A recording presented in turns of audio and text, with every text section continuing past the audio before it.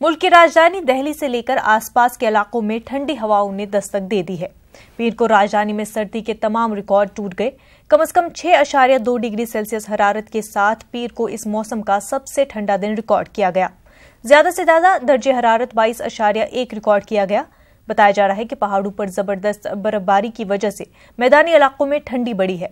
हिमाचल प्रदेश में भी ताजा बर्फबारी के सबब कई जगहों पर दर्जे हरारत 0 तक पहुंच गया है। झारखंड में ठंडी की वजह से एक टीचर की मौत हो गई है। बताया जा रहा है कि टीचर अपनी मुलाजमत मुस्तकिल करने के लिए एहतजाज कर रहा था। उसे ठंड लग गई, इलाज के दौरान उसकी मौत हो गई।